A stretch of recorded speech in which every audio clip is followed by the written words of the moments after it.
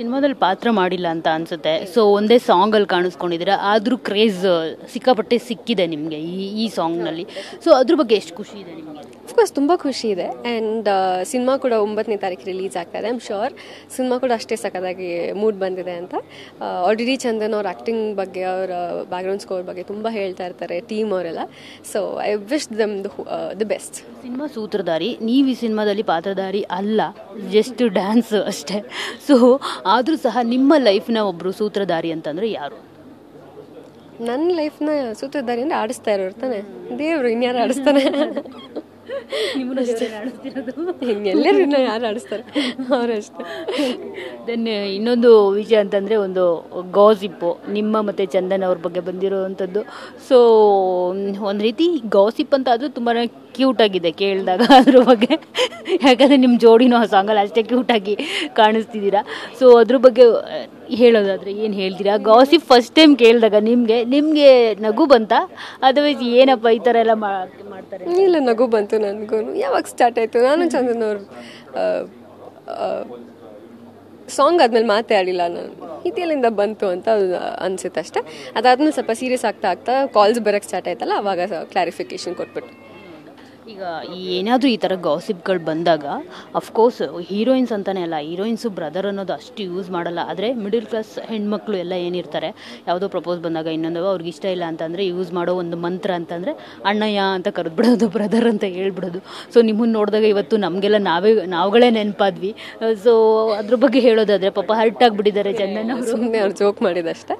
But ಒಂದು clarification ಕೊಡಬೇಕಿತ್ತು ಅಂತಾಯಿತು. Because ಅವ್ರಿಗೂ ಡಿಸ್ಟರ್ಬ್ ಆಗಬಾರ್ದು ಪರ್ಸ್ನಲ್ ಲೈಫ್ಗೆ. ಆ್ಯಂಡ್ ನನಗೂ ಡಿಸ್ಟರ್ಬ್ ಅಂತಲ್ಲ, ಬಟ್ ತುಂಬ ಕಡೆಯಿಂದ ಕಾಲ್ಸ್ ಕ್ವೆಶನ್ಸ್ ಇರ್ತಾಯಿತ್ತು ಹೋಗಿದ್ದ ಕಡೆ ಎಲ್ಲ. ಸೊ ಒಂದು ಕ್ಲಾರಿಫಿಕೇಷನ್ ಕೊಡಬೇಕಿತ್ತಲ್ಲ. ಸೊ ಹಾಗಾಗಿ ತುಂಬ ಜನ ಕೇಳ್ತಾರೆ, ಮನೆ ಕಡೆ ತುಂಬ ಜನ ಕೇಳ್ತಾರೆ. ಸೊ ತುಂಬ ಇವೆಂಟ್ಸಲ್ಲಿ ಕೆಲವು ಸಲ ಕಾಣಿಸ್ಕೊಂಡಿದ್ದೀವಿ ಇಬ್ಬರು. ಸೊ ಹಾಗಾಗಿ ತುಂಬ ಕಡೆ ಕೇಳಿದರು. ಸೊ ವಿತೌಟ್ ಇದೊಂದು ಒಳ್ಳೆ ಸ್ಟೇಜ್ ಇಬ್ಬರು ಒಟ್ಟಿಗೆ ಇದ್ದಲ್ಲ. ಸೊ ಕ್ಲಾರಿಟಿ ಕೊಡೋಣ ಅಂತ. ಅದು ಈ ಥರ ಯಾರು ಕ್ಲಾರಿಟಿ ಕೊಡಲ್ಲ, ಇನ್ಯಾರು ಏನು ಬರೆಯೋ ಹಾಗೆ ಇಲ್ಲ. ಇಲ್ಲ, ಯಾಕಂದ್ರೆ ಅದು ಮುಗಿತಾ ಇರಲಿಲ್ಲ. ಅದು ಬರ್ತಾನೆ ಇತ್ತು. AI ಯೂಸ್ ಮಾಡಿಕೊಂಡು ಮದುವೆ ಬಟ್ಟೆ ಎಲ್ಲ ಹಾಕ್ಬಿಟ್ಟಿದ್ರು, ಮದುವೆನೂ ಮಾಡಿಸ್ಬಿಟ್ಟಿದ್ರು. ಸೊ ಐ ಥಾಟ್ ಒಂದು ಕ್ಲಾರಿಟಿ ಕೊಡಬೇಕಿತ್ತು ಅಂತ. ಇವತ್ತು AI ಯಾವ್ದು ರಿಯಲ್ ಇದು ಯಾವುದು ಇದು ಗೊತ್ತಾಗಲ್ಲ, ಅಷ್ಟು ಸಕ್ಕದಾಗಿ ನ್ಯಾಚುರಲ್ ಆಗಿ ಅನ್ಸುತ್ತೆ. ಸೊ ಐ ಥಾಟ್ ಒಂದು ಕ್ಲಾರಿಟಿ ಕೊಟ್ಟರೆ ಬೆಟರ್. ಸೊ ಮದುವೆ ಅಂತ ಬಂದಾಗ ಸುದ್ದಿ ಬಂದಿರೋದಕ್ಕೆ ನಾನು ಕೇಳ್ತಾ ಇದ್ದೀನಿ, ಟಾಪಿಕ್ ಬಂದಿದ್ದಕ್ಕೆ. ಸೊ ಸಂಜನಾ ಆನಂದ್ ಅವರು ಯಾವಾಗ ಮದುವೆ ಆಗ್ತಿದ್ದಾರೆ ಅಂತ ಆ ಥರ ಥಾಟ್ಸ್ ಏನಾದರೂ, ಆಲೋಚನೆ ಏನಾದರೂ ಇದೆಯಾ ಅಂತ?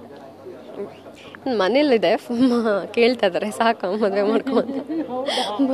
ಮನೇಲಿ ಸ್ಟಾರ್ಟ್ ಮಾಡಿದ್ದಾರೆ. ಬಟ್ ಏನು ಅಂದ್ಕೊಂಡ ತಕ್ಷಣ ಎಲ್ಲಿ ಹುಡುಗ ಸಿಗ್ಬೇಕಲ್ಲ.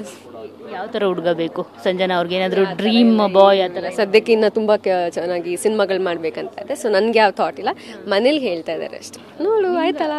ಅಂದರೆ ಈ ಥರದ್ದು ಕ್ವಾಲಿಟೀಸ್ ಇರೋ ಹುಡುಗ ಬೇಕು ಆ ಥರದ್ದೆಲ್ಲ ಏನು ಆ ಥರ ಬಿತ್ತು 18-19 ಇವಾಗ ಗೊತ್ತಿಲ್ಲ. ಗೋಯಿಂಗ್ ವಿತ್ ದ ಫ್ಲೋ, ಇಷ್ಟ ಆಗಬೇಕಷ್ಟೆ. Thank you. ಮತ್ತು May 9th ಸಿನಿಮಾ ರಿಲೀಸ್ ಆಗ್ತಾ ಇದೆ ಸೂತ್ರಧಾರಿ, ಏನು ಹೇಳ್ತೀವಿ? ತುಂಬ ಖುಷಿ ಆಗುತ್ತೆ. ತುಂಬ ಲಾಂಗ್ ಜರ್ನಿ, ಯಾವಾಗಲೇ ಹೇಳ್ದಂಗೆ. May 9th ರಿಲೀಸ್ ಆಗ್ತಾ ಇದೆ. ಕಿರಣ್ ಅವರು ಡೆಬ್ಯೂ ಸಿನಿಮಾ ಇದು. ಆ್ಯಂಡ್ ನವರಸನ್ ಸರ್ ಪ್ರೊಡ್ಯೂಸ್ ಮಾಡಿದ್ದಾರೆ. ಆ್ಯಂಡ್ ಚಂದನ್ ಶೆಟ್ಟಿ ಅವರು ಫಸ್ಟ್ ಟೈಮ್ ಫುಲ್ ಫ್ಲೆಡ್ಜಲ್ಲಿ ಹೀರೋ ಆಗಿ ಕಾಣಿಸ್ಕೊಂಡಿದ್ದಾರೆ. ಸೊ ಅವ್ರಿಗೆ ನಿಮ್ಮೆಲ್ಲರ ಸಪೋರ್ಟ್ ಇಡೀ ತಂಡದ ಮೇಲೆ ಇರಲಿ ಅಂತ ಕೇಳ್ಕೊತೀನಿ. Thank you. ಸೊ ನೋಡಿದ್ರಲ್ಲ, ಇದಿಷ್ಟು ಸಂಜನಾ ಆನಂದ್ ಅವರ ಮಾತು. ಕ್ಯಾಮರಾ ಪರ್ಸನ್ ಜಗನ್ ಜೊತೆ ಮಂಗಳ ರಾಜಗೋಪಾಲ್, TV9 ಬೆಂಗಳೂರು.